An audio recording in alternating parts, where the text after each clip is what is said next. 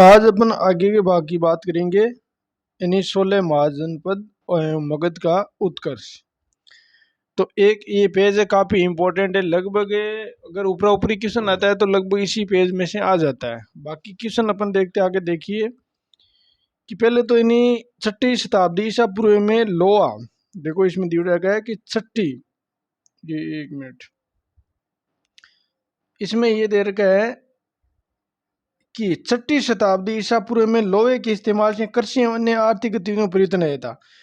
तो लोहे का इस्तेमाल होने लग गया था। तो 6वीं शताब्दी में कृषि क्षेत्र में काफी परिवर्तन हुआ था, लोगों के जीवन में परिवर्तन हुआ था और महाजन का है जो उदय हुआ था। अब देखो इसे द्वितीय नगरीकरण की औद्योगिक प्रक्रिया शुरू हो गई थी। ये भी आपको ध्यान रखना है कि द्वितीय नगरीकरण की जो प्रक्रिया है वो इसी समय हुई थी।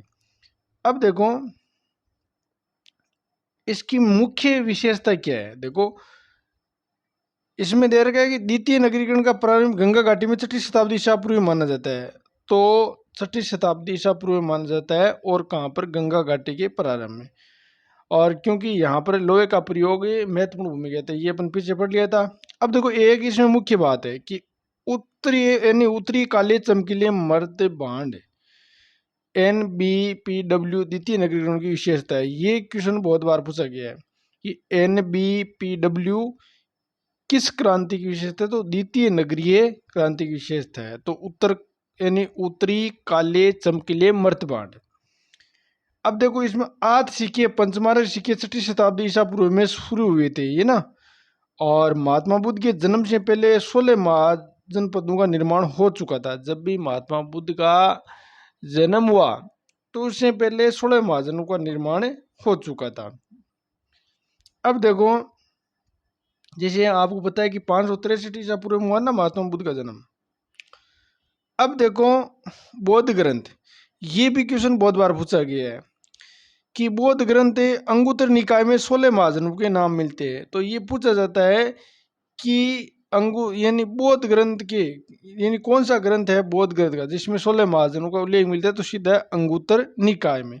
दूसरा क्वेश्चन ये है कि जैन ग्रंथ में कौन से 16 यानी जैन ग्रंथ है जिसमें भगवती सूत्र में 16 महाजनों का उल्लेख मिलता है। तो जैन ग्रंथ है भगवती सूत्र है और बौद्ध ग्रंथ का अंगुत्तर निकाय। तो ये आपको दोनों ध्यान रखना है। अन्य ग्रंथ की अगर बात करें, देखो मैंने यहाँ लिखा है वज्जी है, मगध है, कौशल है ना, कुरु है, पांचाल है, गांधार है, ये अन्य की बात है। तो अपना आपको ये दो ध्यान रखना, अंगुत्तर निकाय और भगवती सूत्र। अब देखो ये हो गए यहाँ पर। अब देखो आगे अगर बात करें तो एक इसमें और देख रही विशेषता कि बौद्ध ग्रंथ महावस्तु में भी 16 महाजनों की सूची मिलती है। तो बौद्ध ग्रंथ के महावस्तु में 16 महाजनों की सूची मिलती है, लेकिन गांधार कंबोज के स्थान पर शिवी और दशारण का भी उल्लेख है। तो गांधार कंबोज उसके स्थान पर शिवी और दशारण का भी उल्लेख मिलता है। अब यहाँ पर देखो मुख्य बात अब आ रही है कि 16 महाजनों में 14 क्या थे, राजतंत्रात्मक थे, मतलब यहाँ पर राजा का शासन था 14 पर। तो और 2 क्या थे, गणतंत्रात्मक थे। अब यहाँ पर गणतंत्रात्मक मतलब जनता शासन कर रही थी, है ना। तो अब देखो इसमें कौन थे गणतंत्र, एक तो वजी और मल। तो ये ध्यान रखना है कि गणतंत्रात्मक 16 महाजनों में कौन से थे। तो उसमें वजी और मल याद रखना ना, इस तरह याद रखना कि वजी के मेल लगा रहता था, गणतंत्र बन जाता था। अब देखो 16 में से 10 महाजनपद गंगा घाटी में स्थित है। ये भी पूछा गया है कि कितने महाजनपद है गंगा घाटी में थे। तो 10 महाजनपद है वो गंगा घाटी में थे। अब देखो इसके नाम भी दे रखे हैं। देखो आगे की बात करते हैं अपन। अब 4 महाजनपद अधिक शक्तिशाली थे जिसमें राजतंत्रात्मक शासन प्रणाली यानी राजा का शासन था।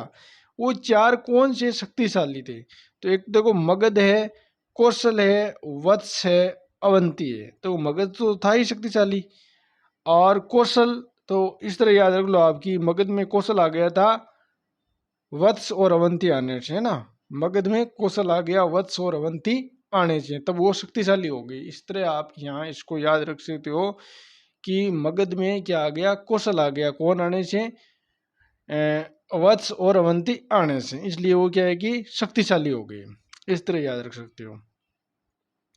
अब देखो कौशल है, अवंती है, पांचाल की 2 राजधानी आती है ना, ये कोई खास नहीं है इसमें। देखो आप वजी एवं मल को छोड़कर सभी राजतंत्रात्मक शासन प्रणाली, ये पीछे आ गया वजी और मल, इन दो को छोड़ करके 14 में क्या था, राजतंत्रात्मक शासन प्रणाली थी।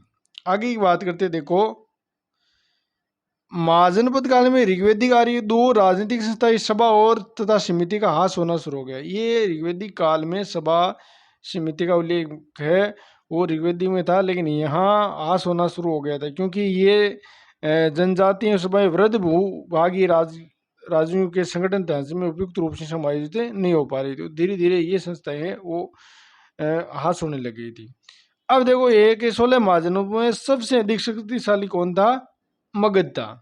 कौन था, मगध था। और वो आप चार याद रखने ही है कि मगध है में क्या था, कौशल, कौशल आ गया तो कौन आ गया, ये भी पढ़ा है ना अपन, देखो ये वत्स और अवंती आ गई, वत्स और अवंती आ गई, ये आप ध्यान रखना, चार ये शक्तिशाली थे। अब देखो आगे ही बात करते, लगभग जितने भी एग्जाम ऊपरा ऊपरी एग्जाम है अगर बात करें तो एक क्वेश्चन है राजनीति को, राजधानी का अपन को मिलता ही है इसमें से ना 16 महाजन में, तो ये वेरी वेरी इंपॉर्टेंट है, आपको इसमें से सीधा क्वेश्चन देखने को मिल सकता है, किसी भी चाहे एग्जाम में आप दे लेना। अब देखो अपन बात करें तो काशी की राजधानी थी वाराणसी, कहाँ पर है, उत्तर प्रदेश यूपी में, ठीक है, काशी की राजधानी वाराणसी।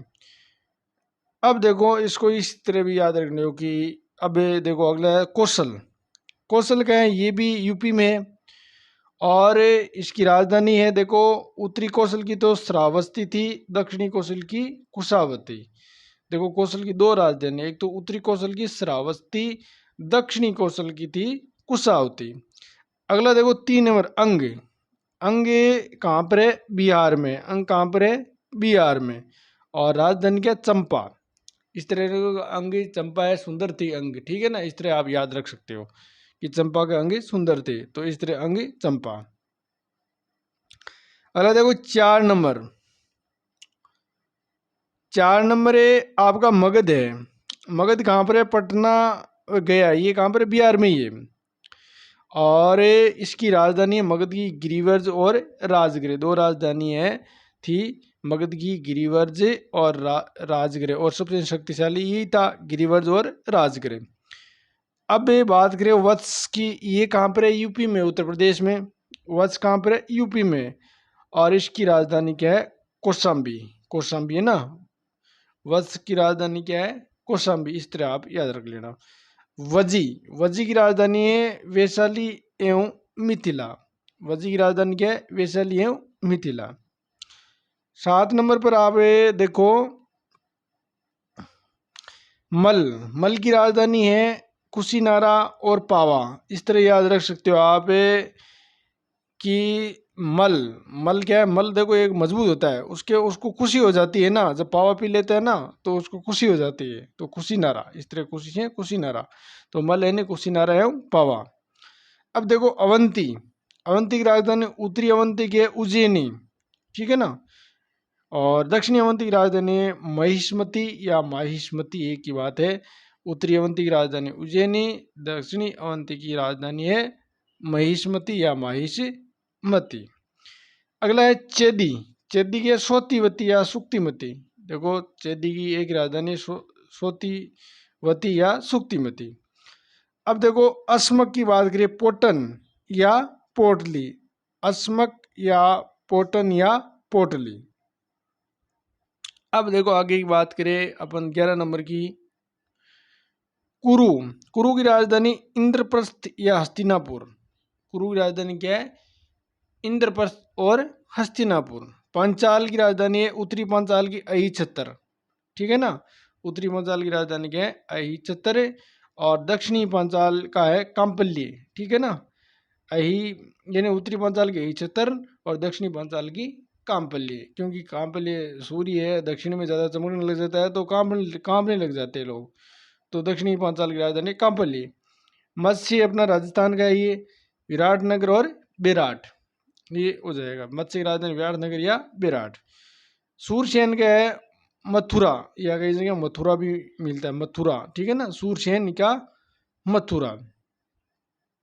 अब देखो गांधार, ये ध्यान रखना है ना, पाकिस्तान में अभी गांधार तक्षशिला, ठीक है ना, गांधार की राजधानी तक्षशिला, कंबोज, कंबोज हाटक या राजपुर, कंबोज की राजधानी हाटक है या क्या है अथवा राजपुर है। ये आपको 16 जो महाजनपद है उनकी राजधानियां आप याद कर लेना। ये क्वेश्चन आपको हर एग्जाम में मिलेगा, वेरी वेरी इंपॉर्टेंट है ये।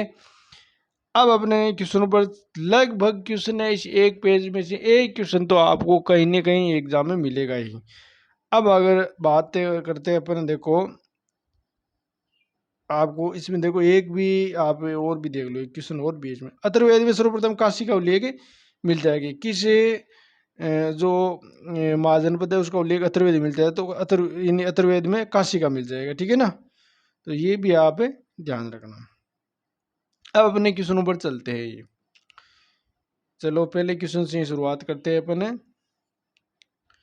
ये लो कि 16 महाजनपद में से दक्षिणी भारत के गोदावरी नदी के किनारे पर स्थित जनपद कौन था।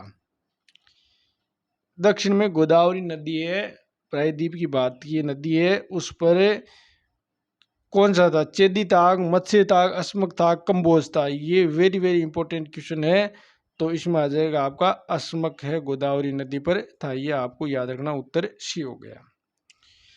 दूसरे क्वेश्चन की बात करें, सम्मिलित करने वाला है, इधर राजा इधर राज्य, तो बहुत ही अच्छा क्वेश्चन है ये। देखो इधर राजा का नाम दे रखा है और इधर है आपके राज्य। अब आप सोचो कुछ इस अपन को इसको कैसे मिला सकते हैं, ठीक है ना।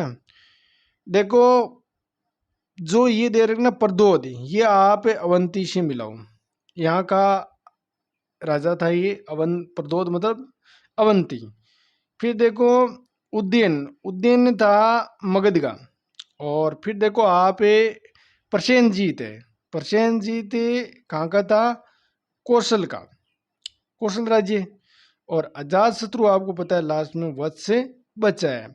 तो अपन देखो प्रदोद अवंती से मिलेगा 3, प्रदोद का मतलब अवंती 3 नंबर, तो 3 नंबर इसमें है नहीं, इसमें भी नहीं है, देखो इसमें है 3 नंबर, ठीक है ना, कि एम में 3 है, ठीक है ना, इसमें देखो होगा नहीं, तो ये डायरेक्ट मिल जाएगा इसमें। देखो एम में 3 पर, यानी प्रदोद किसे मिले, अवंती से।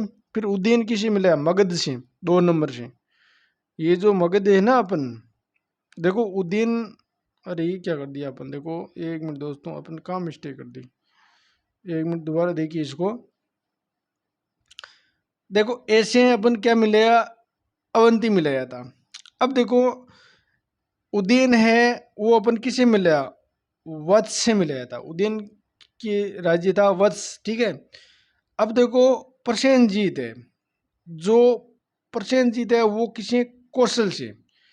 और फिर देखो अजात शत्रु है वो मगध से, ये होगा। अब देख लो आप कि ए में देखो यहाँ अपन बात करें प्रदोंत की अवंती, तो ए में 3 ये रहा, उदयन वत्स 2 नंबर ये रहा। फिर देखो प्रसेनजीत 4 नंबर, ये 4 नंबर इससे मिलेगा कौशल। और अजात शत्रु मगध हो गया, तो ये 1 नंबर, इसका मतलब ये अपना सी उत्तर बिल्कुल सही है। अब देखो 3 नंबर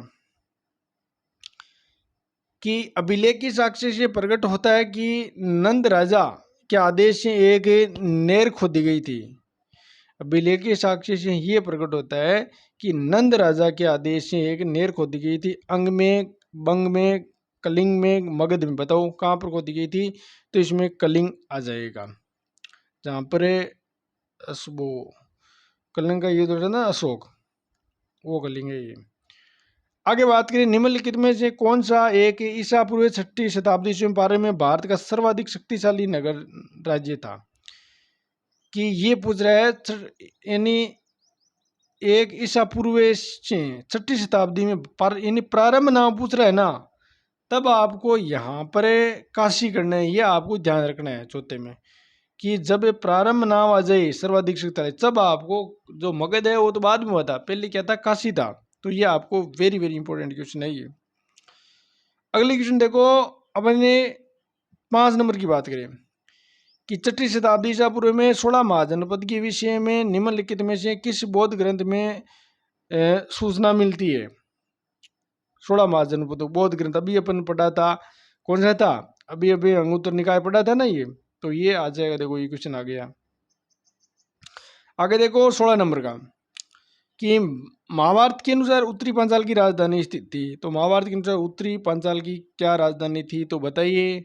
अभी अभी अपन पढ़ा था, तो ये अहि क्षेत्र पूरा जाएगा। इसमें क्या जाएगा, अहि क्षेत्र पूरा जाएगा। आगे क्वेश्चन की बात करें, देखिए 7 नंबर प्रश्न की बात करते हैं। अब देखो इसमें निम्नलिखित में से किस शासक का नाम कुणिक था, ये बताओ। यानी प्रदोत है, उदयन था, प्रसेनजीत था, अजातशत्रु था। यानी किस शासक का नाम कुणिक था वो आपको बताना है। तो इसमें आ जाएगा आपको अजातशत्रु। अगला क्वेश्चन है, चंपा किस महाजनपद की राजधानी थी। मैंने बताया नहीं कि चंपा का अंग सुंदर था। तो अंग मतलब देखो अपने सीधा सा इस तरह डी उत्तर हो जाएगा, आप याद रखने के लिए ये आ गया। अब देखो 9 नंबर का, 6वीं शताब्दी ईसा पूर्व में सुक्तिमती राजधानी थी। ये भी अपन पूछा, सुक्तिमती राजधानी थी, पांचाल की थी, कुरु की थी, चेदी की थी, अवंती थी। तो बताओ सुक्तिमती राजधानी किसकी थी, सोच के बताओ क्या आ जाएगा, चेदी। चेदी की आपको याद रखना है। अगला क्वेश्चन है, प्राचीन श्रावस्ती नगर विन्यास किस आकृति का था।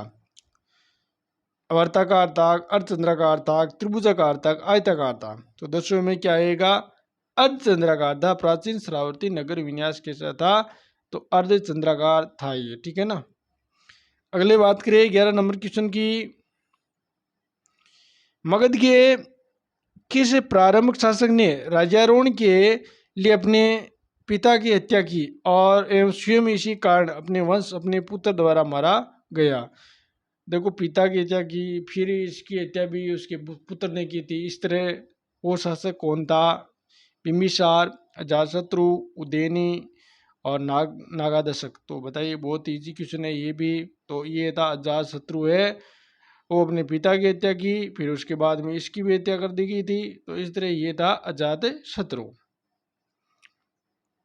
16 आगे देखो 12 नंबर, राजा नंद का उल्लेख करने वाला प्राचीनतम अभिलेख प्रमाण है, कौन सा है। ये भी इजी क्वेश्चन है। खारवेल का हाथी गुफा अभिलेख, रोमनदेव का स्तंभ लेख और रोमनदेव का जूनागढ़ अभिलेख और धनदेव का अयोध्या अभिलेख। तो आप बताओ इसमें क्या आएगा। तो इसमें सीधा सा उत्तर आ जाएगा आपका ए।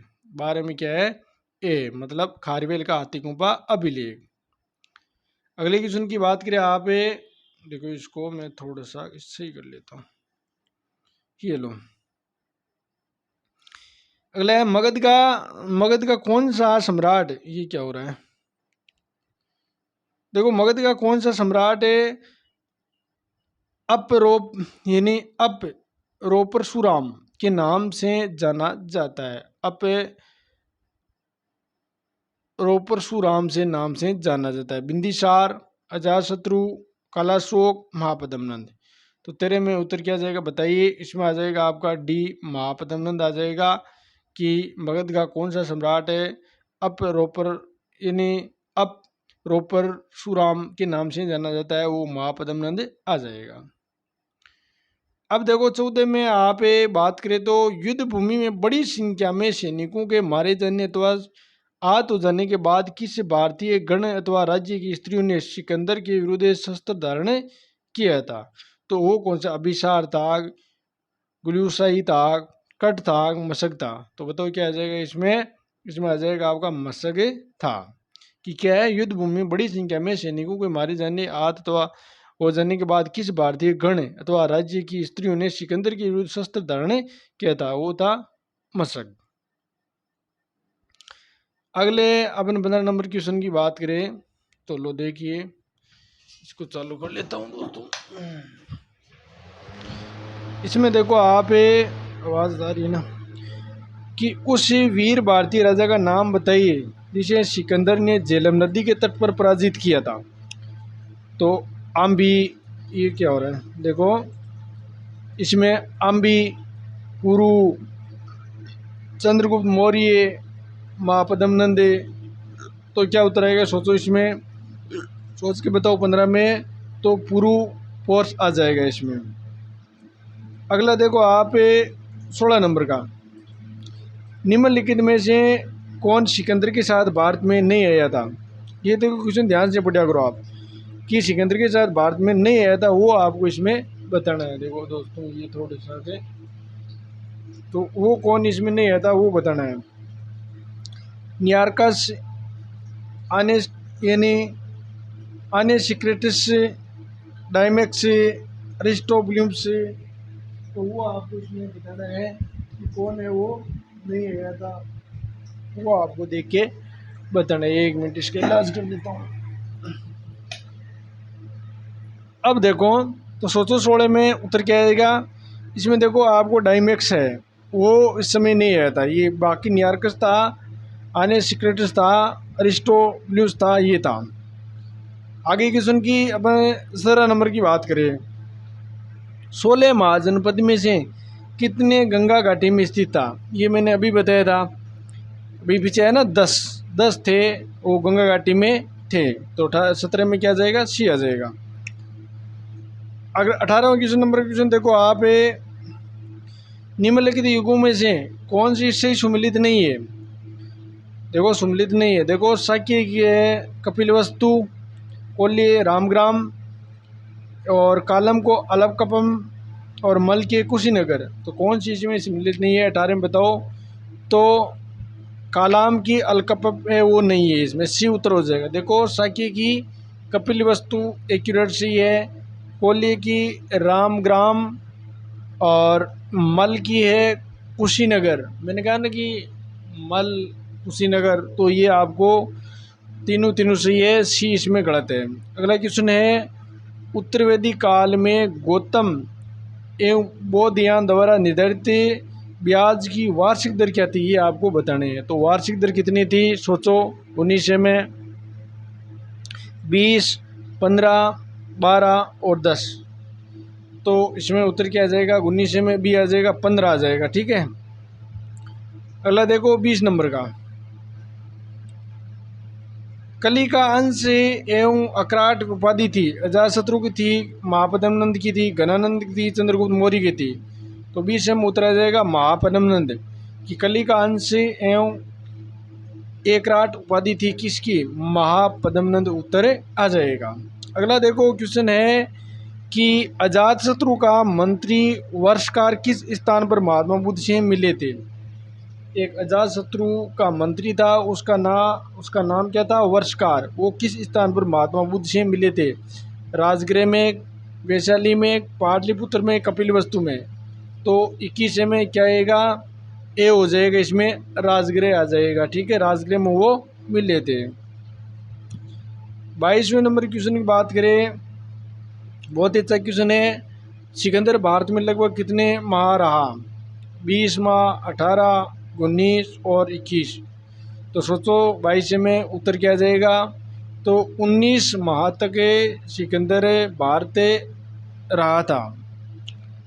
अगला देखो क्वेश्चन है, किस यूनानी इतिहासकार ने सिकंदर के आक्रमण के समय में मेसक दुर्ग का विस्तृत विवरण दिया।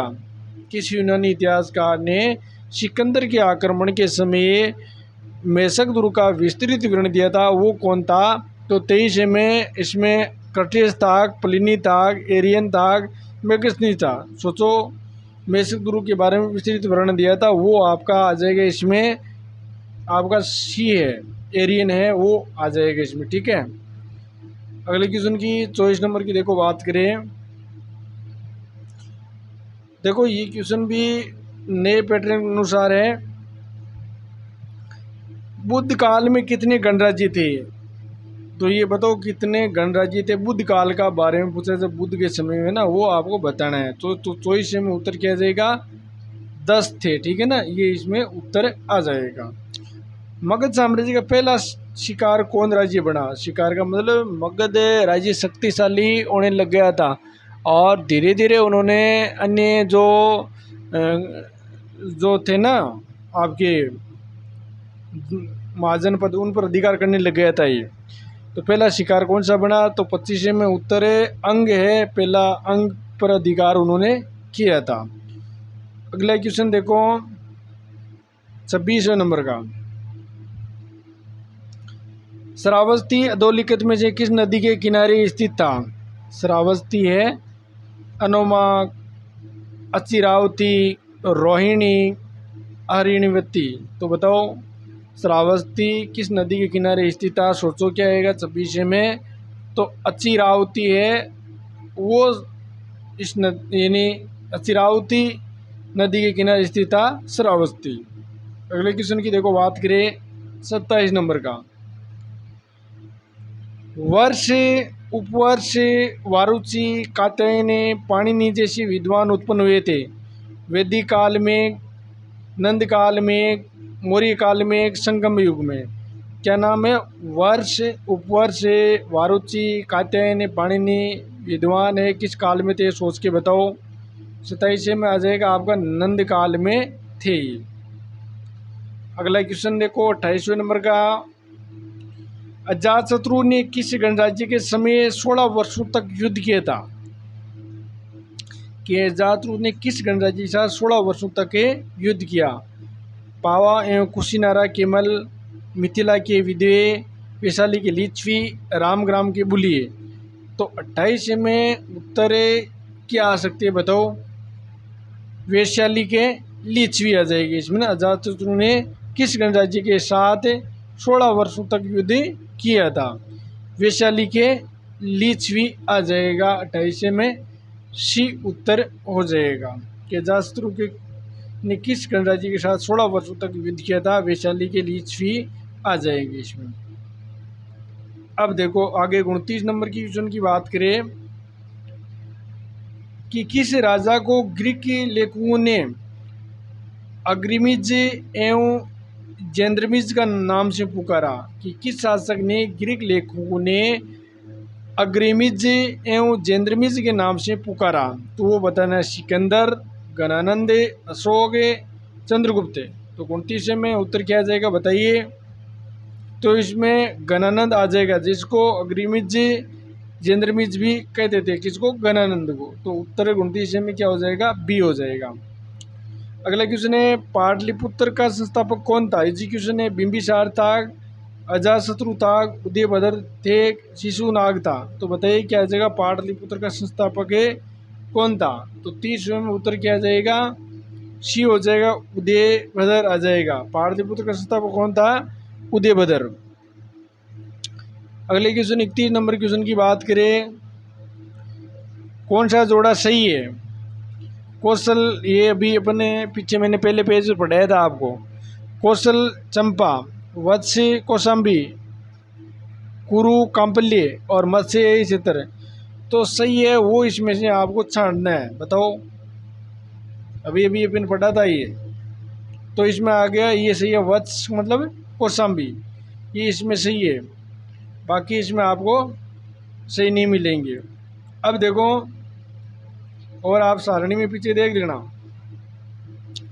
32 में देखो, प्राचीन नगर तक्षशिला निम्नलिखित में से किन के बीच में स्थित था? तक्षशिला था ना, वर्तमान में पाकिस्तान में है, तो किन के बीच में स्थित था? बताओ 32 में क्या आ जाएगा? ये सीधा सिंधु और झेलम के बीच में है, वो तक्षशिला स्थित था। अब देखो आगे क्वेश्चन की अपन बात करें तो देखिए, ये क्या हो रहा है? उड़ रहा है ये लो 32 तक आ गए। अगला क्वेश्चन है, मगध और वज्जी गणराज्य के बीच सीमा का, देखो क्वेश्चन क्या है, मगध और वज्जी गणराज्य के बीच सीमा का निर्धारण किस नदी के किनारे होता था? मगध और वज्जी गणराज्य के बीच सीमा का निर्धारण किस नदी के किनारे होता था? गंगा, सदानीरा, यानी कहते हैं गंडक नदी भी, चंपा और तापोद। तो बताओ 33 में उत्तर क्या आ जाएगा? गंगा आ जाएगा। मगध और वज्जी गणराज्य के बीच सीमा का निर्धारण किस नदी के द्वारा होता था? गंगा नदी के। 34 में आप देखो, निम्न में से कौन सी प्राचीन भारतीय नगरें मालिनी नाम से भी जाना जाता है? कि प्राचीन भारतीय नगर मालिनी नाम से भी जाना जाता है, वो आपको बताना है। 34 में उत्तर क्या आ जाएगा? चंपा। देखो वैसे भी याद रखो, चंपा मालिनी जैसी थी ना, तो चंपा याद रह जाएगा आपको। अब देखो 35 में, 35 कृष्ण है, किसी बौद्ध ग्रंथ में वज्जी गणराज्य में 8 प्रकार के न्यायालय के उल्लेख मिलता है। तो किस बौद्ध ग्रंथ में वज्जी गणराज्य में 8 प्रकार के न्यायालय का उल्लेख मिलता है? ललित विस्तार, मिलिंद पन्नो, सुंगम विलासिनी, विशुद्धि मग। तो बताओ इसमें क्या आ जाएगा 35 में? इसमें आ जाएगा समूग यानी समूंग समुगल विलासिनी आ जाएगा। समुगल क्या आ जाएगा? सुमंगल विलासिनी आ जाएगा इसमें। अगला देखो 36 में, कौन सा शासक 5 राज्यों के गुट का स्वामी कहलाता था? अजातशत्रु, प्रसेनजीत, उदयन, बिंबिसार। बताओ क्या आ जाएगा 36 में? तो इसमें आ जाएगा प्रसेनजीत है, वो 5 राज्यों के गुट का स्वामी कहलाता था। अगले क्वेश्चन ने बात करें 37 नंबर का, घोषिताराम वद्री यानी वद्रिकाराम विहार कहाँ स्थित है? घोषिताराम वद्रिकाराम विहार कहाँ स्थित है? राजगृह में, वैशाली में, कौशाम्बी में, श्रावस्ती में। तो किस में बताइए 37 में उत्तर क्या जाएगा? कौशाम्बी में घोषिताराम और वद्रिकाराम विहार कहाँ स्थित है? कौशाम्बी में। अगले क्वेश्चन देखो 18वां, आम्रपाली पुत्री थी वैशाली के एक मुखिया की, वैशाली के महान वेद की, वैशाली के एक धनाढ़ नागरिक की, वैशाली के एक कवि की। 138 में क्या आ जाएगा? कि इसमें आ जाएगा वैशाली के एक मुखिया की थी ये। अगले क्वेश्चन की बात करें 39 नंबर का, निम्नलिखित में से किसकी पहचान कुसुमपुर में की जाती है? निम्नलिखित में से किसकी पहचान कुसुमपुर से की जाती है? पाटलिपुत्र, पेशावर, अलकापुरी, कौशाम्बी। तो 39 में उत्तर हो जाएगा पाटलिपुत्र कुसुमपुर के रूप में पहचान की जाती है। अगला क्वेश्चन है, ग्रीक लेखक मेथोरा किस महाजनपद की राजधानी से संबंध रहे? ग्रीक लेखक था कौन था? मेथोरा को किस महाजनपद की राजधानी से संबंध करते हैं? मेथोरा को ना, तो ये आपको बताना है। ये लो,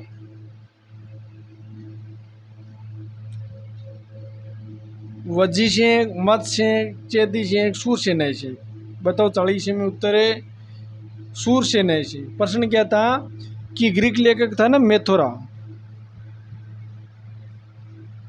ये कौन था? ग्रीक लेखक था, ठीक है। तो ग्रीक लेखक मेथोरा को किस महाजनपद की राजधानी संबंध रही? मेथोरा है जो ग्रीक लेखक है, वो किस महाजनपद की राजधानी से संबंध रहा? तो ये था सूरसेनाई। अब देखो 41 नंबर का क्वेश्चन, निम्नलिखित में किस श्रेणी के नाम से भी जाना जाता है? किसे श्रेणी की नाम से जाना जाता है? तो वो बताओ, बिंबिसार, अजातशत्रु, शिशुनाग, महापद्मनंद। तो 41 में उत्तर क्या आ जाएगा? सोच के बताओ।